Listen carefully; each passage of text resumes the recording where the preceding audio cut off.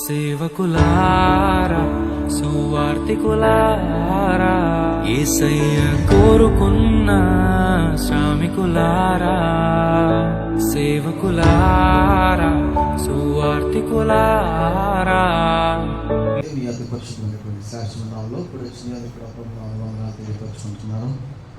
దేవుడి వరకు కూడా పాటల ద్వారా దేవుని మహిమపరుచున్నాం. దేవుడు మరొకసారి ఇటు రీతిగా మీ మధ్యలో మాట్లాడడానికి దేవుడు ఇటు రీతిగా మొట్టమొదటిసారిగా బుధవారం యొక్క ఆరాధనలో మాట్లాడడానికి దేవుడు మరొక కారణాన్ని దేవుడు ఇచ్చున్నాడు. అనేక సార్లు మరి మందిరంలో నడిపించడానికి దేవుడు కృప జీవించున్నాడు. అప్పుడెప్పుడు జీవించిన గారు ఉన్నప్పుడు రవీంద్ర గారి ఆధ్వర్యంలో నేను అక్కడ మెయిన్ ప్యారిసాల్లో దేవుని యొక్క పరిచయం దేవుని వాక్యం పంచుకోవడానికి దేవుడు ఒక ద్వారం ఇచ్చాడు. మరొకసారి ఇటు రీతిగా తల్లి సంఘంలో ఇటు రీతిగా దేవునికి వాక్యం పంచుకోవడానికి మరొకసారి ఇచ్చినాడు కనుక మనం సమయం వృధా చేయక దేవుని యొక్క వాక్యంలో మనం వెళ్దాం. ఇర్మియా 5వ అధ్యాయము 8వ వచనం ఒక వచనం చదువుకుందాం.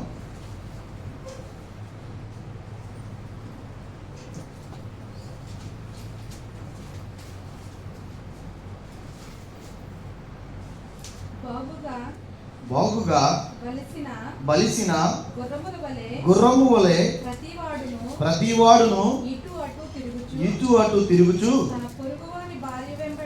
తన పొరుగువాని భార్య వెంబడి సకిలించును. చదువుతుంది ప్రార్థన చేస్తున్నాం. గొప్ప దేవుడా మనుషుల దేవానికి వందనాలు.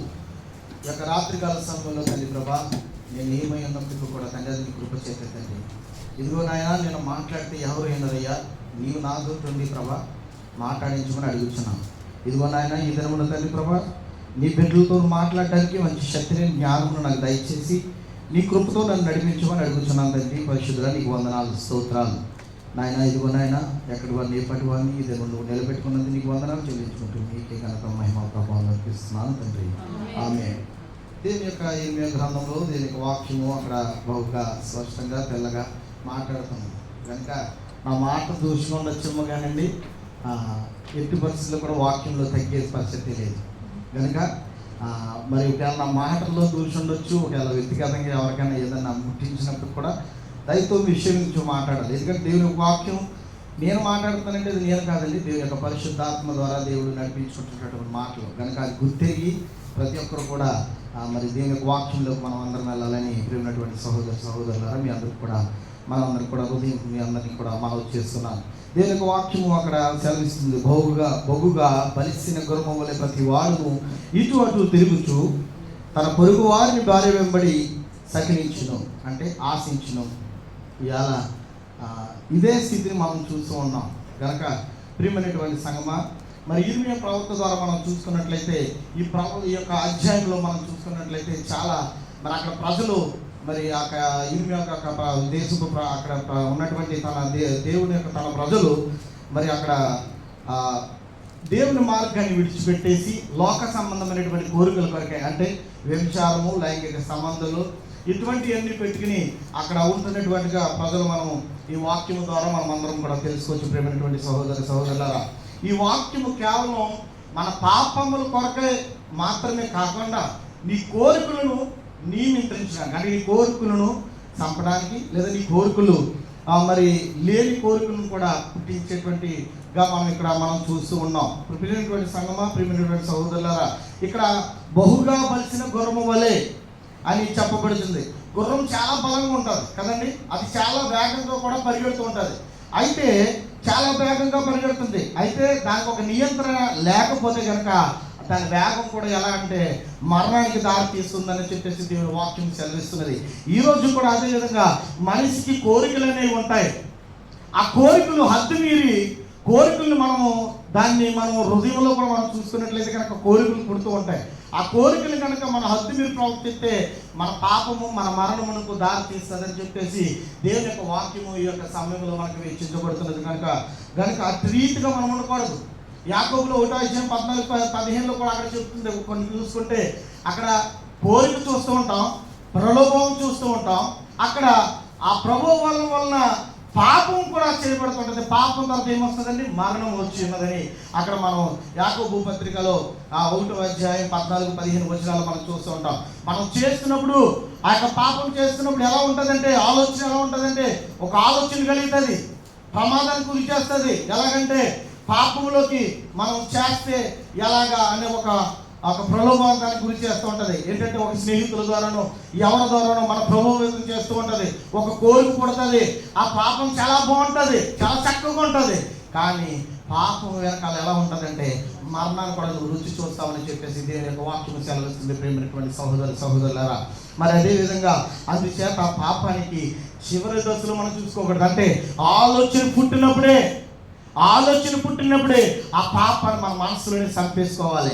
కానీ ఒకసారి చూద్దాంలే అది ఎలాగుంటుందిలేని దాని గురించి నువ్వు ఆలోచించి ప్రభువులకు లోబడి నువ్వు కనుక పాపం నడిపెట్టినట్లయితే అది మన మరణానికి గురి చేస్తుందని చెప్పేసి దేవుని యొక్క వాక్యం సెలవిస్తున్నది. ప్రియమైనటువంటి సంగమా, మనం కూడా హృదయాల్లో కూడా మనం ఆలోచిస్తుంటాం, దాన్ని చూస్తూ ఉంటాం, దాని గురించి ఆలోచిస్తూ ఉంటాం. దావీదు జీవితంలో కూడా మనం చూసుకున్నట్లయితే కనుక అక్కడ కూడా మరి బత్షెబను కూడా చూసి తనతో మరి పాపం చేయడానికి కూడా చూసినప్పుడు అది పాపానికి గురి చేసినట్లుగా మనం చూస్తూ ఉంటాం. ప్రియమైనటువంటి సహోదరులారా, కనుక మనం అట్టుగా చూసే మన హృదయంలో ఆలోచించే ప్రసక్తి మనం తీసుకురాకూడదు. ఎప్పుడైతే అది హృదయంలోకి తీసుకొచ్చి ఉన్నామో అదేం ప్రభావం చేస్తుందంటే పాపానికి ప్రభావం చేస్తుంది. తర్వాత దానికి మరణం కూడా మనకు వస్తూ ఉంటుందని చెప్పేసి దేవుని వాక్యం సెలవిస్తుంది. అందుకని యేసు ప్రభు అంటున్నారు మత్తయి సువార్త 5వ అధ్యాయం 28వ వచనంలో కూడా ఒకసారి మనం చూసుకున్నట్లయితే, మత్తయి సువార్త 5వ అధ్యాయము 28వ వచనంలో మనం అక్కడ ఒకసారి చూసుకున్నట్లయితే కనుక, నేను మీతో చెప్పినది ఏమనగా ఒక స్త్రీని మోహము చూపుతో చూచుచు ప్రతివాడు అప్పుడే తన హృదయమందు ఆమెతో వ్యభిచారము చేసేవాడు నాగును. కనుక ప్రియమైనటువంటి సంగమా, ఇక్కడ ఒకటి మీరు చూసుకున్నట్లయితే పాపం అనేది చేతనే కాదంటండి. ఒక్కసారి దాని పాపం వైపు చూసామంటే మీ హృదయం కూడా పాపం చేస్తుంది. ఈరోజు ఎంతమంది లేరు ప్రియ సహోదరులారా, నీ హృదయం ఎలా భద్రపరుచుకుంటున్నావు? నువ్వే స్థితిలో నువ్వు ఆడదాన్ని ఏ విధంగా చూస్తున్నావు? స్త్రీని, పురుషుడు ఏ విధంగా నువ్వు చూస్తున్నావు? ఈరోజు దేవుని సన్నిధిలో నువ్వు నేను ఇక్కడ కూర్చుని ఉన్నామంటే ఒకసారి మన హృదయాన్ని గ్రహించుకోవాలి. ఈరోజు కువైట్ దేశంలో చాలా పాపం అనేటువంటి ఊబిలో పడిపోయి చాలా బలహీనమైనటువంటి స్థితిలోకి వెళ్ళిపోయినటువంటి స్థితిలో మనం అందరం కూడా ఉన్నట్లుగా మనం చూస్తూ ఉన్నాం. ప్రియమైనటువంటి సహోదరులారా, కేవలం ఆవుని చూసి నువ్వు ఆలోచించిన నీ హృదయం తెలిపి కుళ్ళిపోయింది. మరి అటు జీవితం నువ్వు కలిగి ఉంటున్నావు, ఒకసారి నువ్వు పరిశీలించుకోవాలి. ఈరోజు తేటగా ప్రభువు యేసుక్రీస్తు మాట్లాడుతూ ఉన్నాడు. ప్రియమైనటువంటి సహోదరులారా, నీ చూపు కూడా జాగ్రత్త పరచుకోవాలి. నువ్వు చూసిన చూపుతోటే నిజంగా స్త్రీనంట మనం నిజంగా వ్యభిచారం చేసినట్టుగానే అక్కడ మన వాక్యం రూపంలో మనం చూస్తూ ఉన్నాం. ప్రియమైనటువంటి సహోదరులారా, కనుక ప్రియమైనటువంటి సంగమా, మనం అటు రీతిగా ఉండకోకుండా మనం చూసే చూపు ఎలా ఉంటుంది, మన ఆలోచన ఎలా ఉంటుంది, మనం చూసే ఫోన్లో ఏం చూస్తున్నాం, లేదంటే మన హృదయంలో ఏం వస్తుంది, మనం చేసే స్నేహం ఏ విధంగా, మనం చేసే స్నేహం కూడా చాలా పాడు చేసే స్నేహాలు కూడా ఈ రోజుల్లో మనం ఉంటూ ఉన్నాయి. మన సెల్ ఫోన్లు మనం పట్టుకో, మీకు తెలుసో తెలీదో కొన్ని ఫేస్బుక్లో కూడా మనం చూడనటువంటి కూడా ఫేస్బుక్ల ద్వారా మనం అక్కడ హెడ్లైన్స్ వస్తున్నాయి, లేదా ఐఎంఓలో హెడ్లైన్స్ వస్తున్నాయి. అంటే మనం దానికి బానిస సైతానుడు ఏ విధంగా మనల్ని లాక్కోవాలని ప్రయత్నిస్తూ ఉన్నాడు. కనుక ప్రియమైన సంగమా, అటువంటి విషయాలకు మనం లోబడిపోకుండా బయటకు పాపము చేయకుండా హృదయంలో కూడా మనం చాలా పాపం చేస్తూ ఉంటాం. కనుక అలాగే మనం ఉండకూడదు. ప్రియమైనటువంటి సంగమా, ప్రియమైనటువంటి సహోదరులారా, అలాగే అక్కడ మనం ఇంకొకటి అంటున్నాడు కదా, ఇంకొకటి కూడా మనం అక్కడ చూస్తున్నట్లయితే కనుక 25వ అధ్యాయం 8వ వచనంలో కూడా మనం అక్కడ గుర్రము వలె ప్రతివాడు అటు ఇటు తిరుగుచు పొరుగువాని భార్యని సేవించుకున్నాను. ఇక్కడ మీరు ఒకసారి మనం చూసుకున్నట్లయితే పొరుగువాని భార్య వివాహం గురించి కూడా ఆలోచించుకోవాలి. వివాహం అన్ని విషయాలు పవిత్రమైనదని చెప్పేసి దేవుని వాక్యం సెలవిస్తున్నది. మరి నీ యొక్క వివాహం అన్ని విషయాలు పవిత్రమైనప్పుడు నీ భార్య కూడా పవిత్రమైనది కదా. ఎదుటివాడి భార్య మీద ఎందుకు నువ్వు కన్ను వేస్తున్నావు? లేదంటే వాడి వీడి యొక్క, లేదంటే నీవు నీ భర్తను మానేసి నీకు ఇంకొక అతనితో నీవెందుకు ఆ విధంగా జీవిస్తున్నావు? ఒకసారి నీవు పరీక్షించుకోవాలి. ఈ కోవిడ్ దేశాల పరిస్థితులు కూడా అదే విధంగా ఉన్నాయి, చాలా దారుణమైనటువంటి స్థితిలో ఉన్నాయి. మనం అందరం కూడా కడవల దినాల్లో ఉన్న ప్రియమైనటువంటి సహోదరులారా, మరి దేవుడు ఈ రాత్రికాల సమయంలో స్పష్టంగా మనకు తెలియపరుస్తున్నది ఏంటంటే, వివాహం అనే విషయంలో కనుక నీ భార్యకి నువ్వు లోబడి ఉండాలి, నీ భర్త నీ భార్యకి లోబడి ఉండాలి, మీరిద్దరు కలిసి దేవునికి లోబడి ఉండాలి. దేవుని స్తోత్రం, హల్లెలూయా. కనుక అట్టి రీతిగా మనం అందరం కూడా జీవించాలని ప్రభువైన యొక్క వాక్యము సెలవిస్తున్నది ప్రియమైనటువంటి సంగమా.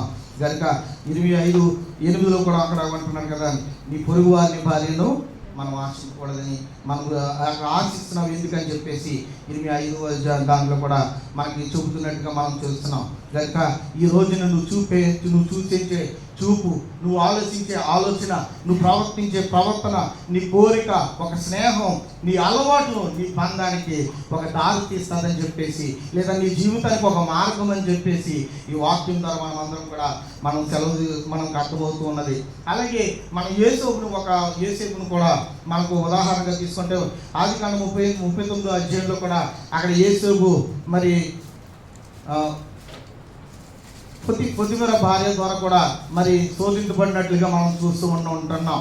అయితే అక్కడ ఒక అంటున్నాడు కదా, నేనెట్లా ఇంత గొప్ప దోష కార్యము చేసి దేవునికి విరోధముగా పాపము చేయదునని ఆయన. ఎందుకంటే ఇది చాలా గొప్ప మాట. మనం అందరం కూడా చూస్తున్నట్లయితే ఇలా యేసేపు అనడానికి ఏంటంటే, దేవునికి దగ్గరై ఉన్నాడు కనుక, దేవునితో విధేయుడై ఉన్నాడు కనుక, దేవుని మాటకు లోబడి ఉన్నాడు కనుక అక్కడ యేసేపు పాపం చేయడానికి సిద్ధంగా కాకోకుండా మరి అక్కడ ఆ పాపమును చూసి, ఆ పాపము ఎప్పుడైతే ఆ యొక్క స్త్రీ ఎప్పుడైతే కనుక అతన్ని ఆకర్షించాలని ఆశపడిందో అప్పుడు ఆ పాపమును చూసి అక్కడ యేసేపు పారిపోయినట్లుగా చూస్తూ ఉంటాం.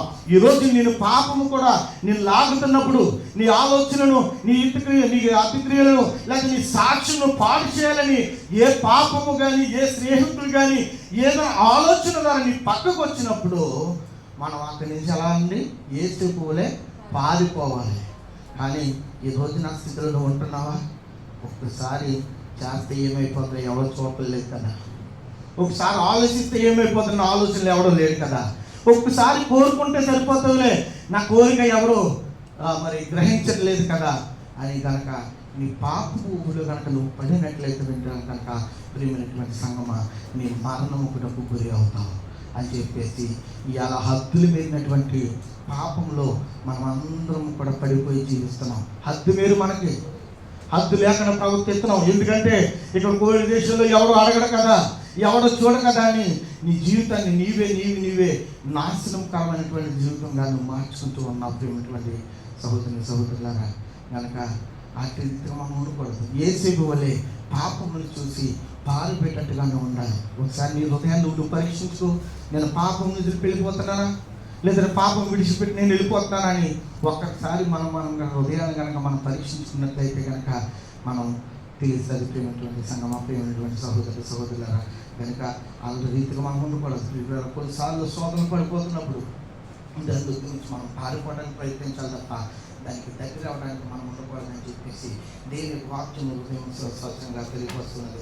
అలాగే సామెతలు మరి 4:23 కూడా చూసుకుంటే మీ హృదయం అన్నిటికంటే జాగ్రత్తగా కాపాడుకోవలను అని చెప్పేసి, జీవాధారములు దాని నుండే బయలుదేరను అని చెప్పేసి దేవుని వాక్యం ఉంది. మన హృదయమును చాలా జాగ్రత్త పరచుకోవాలండి. మన హృదయమును చాలా జాగ్రత్తగా కాపాడుకోవాలి. హృదయం దేవుని వాక్యము చేతే మనం చదవాలి. దేవుని వాక్యం చేత మనం దేవుని చదవాలి.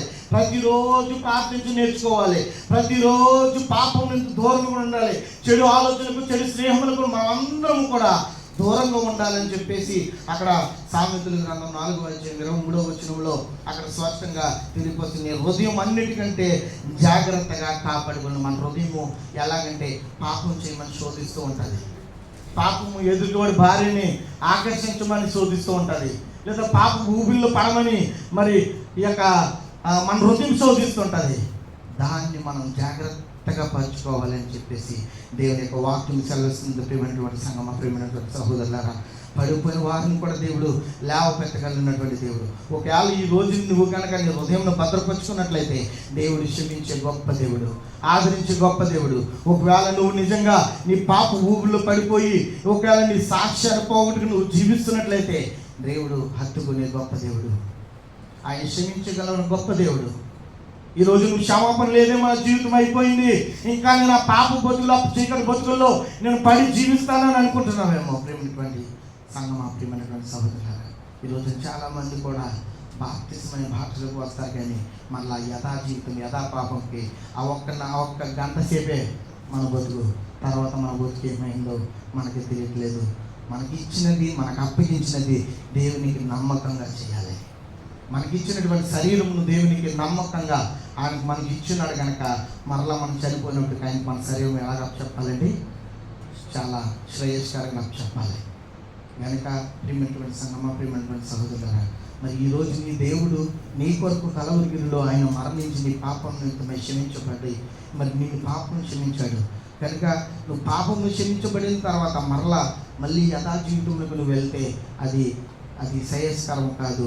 అది దేనికి లోబడుతుందంటే మరణముకు మరి దారి తీస్తుందని చెప్పేసి దేవుని యొక్క వాక్యం సెలవిస్తున్నది.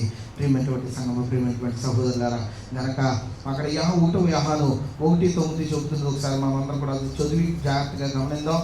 మరి మనకు మన పాపములను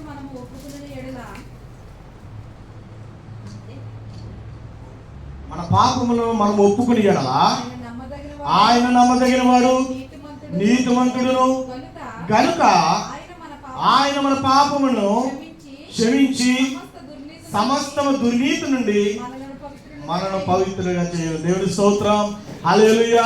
ఈ రోజు నువ్వు నిజంగా ఇంకా అదే చీకటి పరిస్థితుల్లో ఉన్నట్లయితే, అదే నువ్వు నీ పాప బతుకులో బతికినట్లయితే, ఇంకా నువ్వు నీ జీవితాన్ని నువ్వు చెడుపుకున్నట్లయితే, ఈ రాత్రి కాలంలో ప్రభువు యేసుక్రీస్తు చెబుతున్నాడు, మన పాపంలో ఒప్పుకునే ఎడల ఆయన నమ్మదగిన దేవుడు, నీతిమంతుడు గనక మన పాపములను క్షమించును. ప్రియమైనటువంటి సంగమా, దేవుని స్తోత్రం. ఈ రోజు నీవు నీ పాపములు ఒప్పుకుంటున్నావా? దేవునికి పశ్చాత్తాపడుతున్నావా? దేవుని యందు మోకరించి ప్రార్థన చేసి, ఇదిగోనైనా ఈ పాపము చేస్తున్నాను, ఇంకా కూడా నేను పవిత్రపరచు తండ్రి, ఇదిగోనైనా నా కోరికలు తండ్రి ప్రభా, ఇదిగో భయంకరమైనటువంటి కోరికలలో ఉన్నప్పుడు నన్ను ఒకసారి ముట్టి స్వచ్ఛతపరచు తండ్రి. కోరిక పుట్టినప్పుడే దానికి తీర్మానం దేవుని దగ్గరికి వెళ్ళాలి. కోరిక పుట్టినప్పుడే నీ హృదయం దేవునికి అప్పగించాలి. అప్పుడే నీకు వచ్చే ప్రభుత్వం ఏదంటే నేను పాడు చేసే ఏ తెగులైనప్పుడు కూడా అక్కడ ఆపుతుంది. తెగులంటే ఏదో పురుగుల పట్ల వచ్చి కదా, నీ పక్కన ఉన్న స్నేహితుడే నీకు తెగులు, నీ పక్కన ఉన్న స్నేహితురాలే నీ పక్కన తెగులు. ఈరోజు ఒకరు పాడు చేసుకుంటున్నారు. ఒకరుగా మనం శుద్ధిపరచుకోకుండా, అయ్యో ఈరోజు నేను మందిరముకు వెళ్ళాను, అక్కడ దేవుని యొక్క కృప చూసి ఉన్నాను, మరలా నువ్వు కూడా నాతో మందిరముకు రానన్నాను. ఎలా ఉంటుందంటే, లేదు ఈరోజు ఎక్కడో బర్త్డే ఫంక్షన్ ఉన్నది, లేదంటే ఆదివారం పూటే మీకు బర్త్డే ఫంక్షన్లు వస్తాయి, శుక్రవారం పూటే బర్త్డే ఫంక్షన్లు వస్తాయి. కానీ దేవుని యొక్క వాక్యం సెలవిస్తున్నది కనుక ఏంటండి, దేవుని యొక్క ఆవరణలో ఒక దినం గడిపా వేయగలిగే నీ కుటుంబంలో సంతోషం ఉండట్లేదంటే, నీ కుటుంబంలో మనశ్శాంతి ఉండట్లేదంటే, నీ పాపమును ముట్టుకుని ఉంటే నీ ప్రార్థనకు ప్రతిఫలం ఎక్కడ వస్తుంది? ప్రియమైనటువంటి సంగమా, నా సాక్షి కూడా నేను పాప ఊళ్ళో పడినప్పుడు కూడా నేను దేవుని బతిమాలుకున్నాను, అయ్యా నా జీవితాన్ని మార్చు తండ్రి, నేను నా బతుకుని మార్చుకున్నాను, అయ్యా నా బతుకుని మార్చు తండ్రి అని దేవుని బతిమాలుకున్నాను. ప్రియమైనటువంటి సంగమా, ప్రియమైనటువంటి సహోదరులారా, మరి అట్టి బతిమాలకు తీర్పుకుండా దేవుడు చూసారా, ఎంత పాపము చేసినప్పుడు కూడా ఆయన మన పాపములు ఒప్పుకుంటే క్షమించే గొప్ప హృదయం అండి. ఇవాళ ఒక 500 నోటు తీసుకున్నాం, దాన్ని నలిపి పెంటకుప్పలో పడాయి, దాన్ని మళ్ళీ తీసి కలుపుకుంటే మళ్ళీ షాప్ వాడికి ఇస్తే యథారీతిగానే ఈ రోజున కూడా నీ జీవితం కూడా అదే విలువ పెట్టబడినటువంటిది, విలువైనది నీ జీవితం. 500 కంటే గొప్పది ఇవ్వాలి. ప్రియమైనటువంటి సంగమా, నువ్వెంత నలగొట్టబడినా, ఏ పెంటలో పడవేయబడినా, ఏ పాపంలో పడవేయబడినా, ఏ విధంగా ఉన్నా, ఏ స్థితిలో ఉన్నా, ఏ పరిస్థితిలో ఉన్నా, నువ్వు ఎలా ఉన్నప్పటికీ కూడా దేవుడు ఏమన్నాడంటే నీ విలువ గొప్ప చేస్తాడు, పాపం క్షమిస్తాడు, నీ సమస్త పాపం క్షమిస్తాడు. నువ్వు నరకంలో పడిపోతున్నటువంటి నిన్ను ఆయన నిన్ను పేరు పెట్టి పిలిచి నేను కాపాడుతాడు. ప్రియమైనటువంటి సహోదరులారా, దేవుడు గొప్ప కార్యములు చేయగలవాడు, దేవుడు ఆశ్చర్యకార్యములు చేయగలవాడు.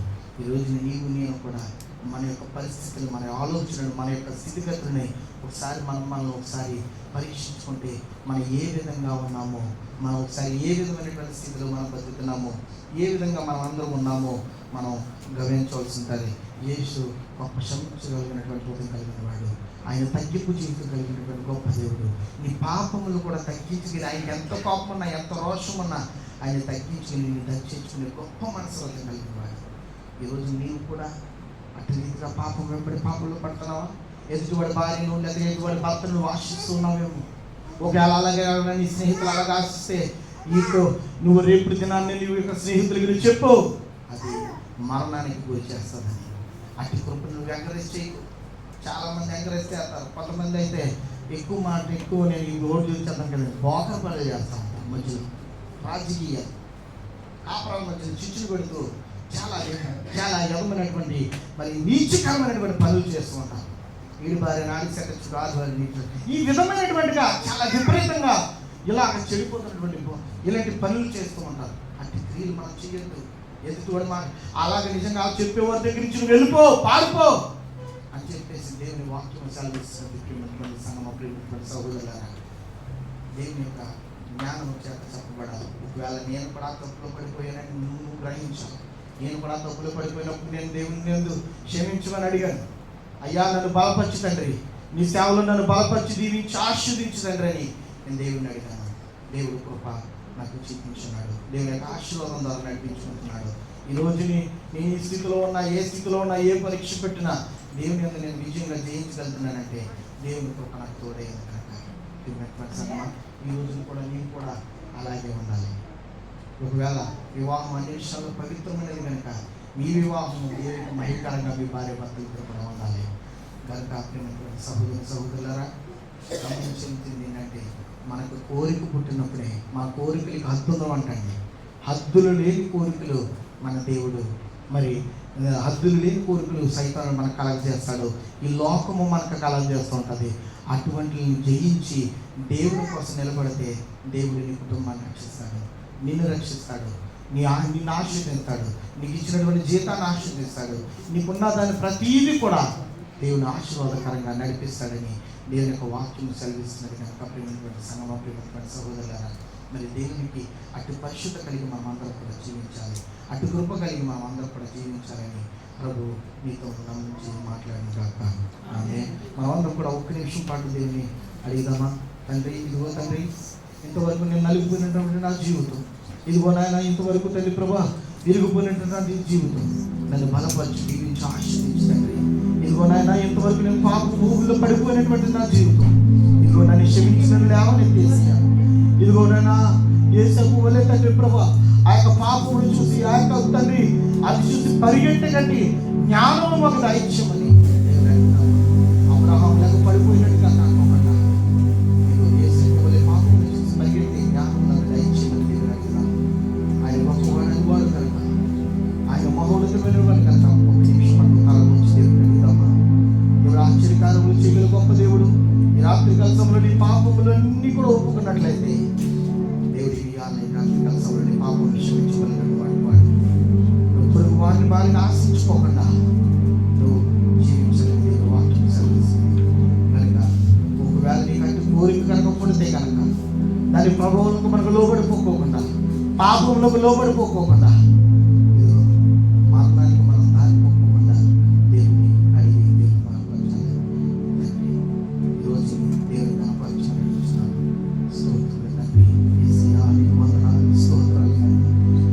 దేవానికి వందనాలు నాయన. ఇదిగో నాయన నా కళ్ళు పాడైపోయి తండ్రి, నా ఆలోచన కాపాడమని అడుగుతున్నాను, నా హృదయం కాపాడమని అడుగుతున్నాను. ఇదిగో మా వివాహ జీవితంలో కాపాడండి తండ్రి, మా కుటుంబంలో కాపాడమని తండ్రి, మా పరిశుద్ధతను కాపాడమని దేవుని అడుగుతాం. దేవుడు గొప్ప కార్యాలు చేయాలి. ఈరోజు మనం ఒక నిర్ణయం తీసుకున్నాం, మన కోరికలను నన్ను నడిపించుతున్నాయి కనుక దేవుని వాక్యమే మనం నడిపించాలని దేవుని ప్రార్థన చేద్దాం. ఇంతవరకు నీ కోరికలు దీన్ని నడిపించలేము, దేవుని వాక్యము ద్వారానే నువ్వు నడిపించబడాలని దేవునికి మనం చేద్దాం. దేవుని స్తోత్రం. హల్లెలూయా. పరిశుద్ధుడైన దేవానికి వందనాలు స్తోత్రం. ఇన్నాళ్ళు నీవు జీవించిన కాని ఈ లోకంలో ఇన్నాళ్ళు నీవు బానిస కాకుండా కేవలం క్రీస్తుకే బానిసగా ఉండేటట్టుగా నేను జీవించే కృప నాకు దయచేయండి. నేను కూడా ఎలా జీవిస్తామో మన పరిశుద్ధం ఇక్కడైనా కూడా ఐదు కాదు, ఇక్కడ కూడా మనం మన జీవితం దేవునికి అప్పగించుకుందాం. ఇంకా నీ జీవితం అయిపోలేదు, ఇంకా చాలా సమయం ఉంది కనుక ఇప్పటికైనా మనం మారు మనసు పొంది దేవుని మారు మనసు పొంది మనం అందరం కూడా దేవుని యొక్క మాటలు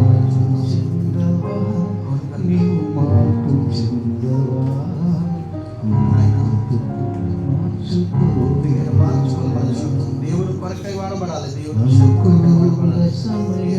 కొరకై మనం లేవనెత్తి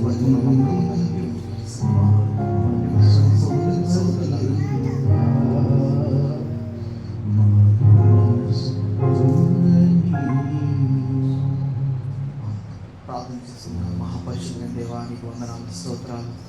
నాయన ఇదిగో తండ్రి ఇక రాత్రి కాల సమయంలో నాయన ఇదిగో నీవే తండ్రి ప్రభా నీ బిడ్డలతో మాట్లాడమని నేను నమ్ముతున్నాను. ఇదిగో నా జీవితంలో తండ్రి ప్రభు చీకట్లో ఉన్నటువంటి నవ్వుతుని ఎలా అయితే వెలుగులోకి నడిపించావు, ఇక్కడ ఎవరైతే చీకటి జీవితంలో బతుకుతున్నారో వారు తండ్రి మాట్లాడే తండ్రి వారికి చీకటి నుంచి వెలుగులోకి రప్పించండి. ఇదిగో తండ్రి ప్రభా మా పాపంలో మునివేళ క్షమింపబడతాయని నీ వాక్యం సెలవిస్తుంది కనుక ఇదిగో నీ క్షమించగలిగే గొప్ప హృదయం నీకున్నది యేసయ్యా. ఇదిగో అట్టి కృప ద్వారా మమ్మల్ని అందరూ కూడా నడిపించుకుని నీ యొక్క తండ్రి సన్నిధిలో మమ్మల్ని కూడా నీ రాజ్యంలో జ్ఞాపకం చేసుకోమని యేసు ఉన్నతమైన పరిశుద్ధ నామములో అడిగి వేడుకుంటూ బతుకుమని పొందుకున్నాం తండ్రి. ఆమేన్. దీనికి వందనాలు. చాలా థ్యాంక్స్ అండి మీ అందరూ కూడా. మరి చక్కగా నాకు ఈ సమయాన్ని మా తెలియపరచడానికి సంబంధించినటువంటి మా ప్రార్థన కమిటీ చైర్మన్ గారు అయినటువంటి రఫీ థామస్ గారికి ప్రత్యేక వందనాలు. మరి అలాగే దేవానందయ్య గారికి కూడా ప్రత్యేక వందనాలు.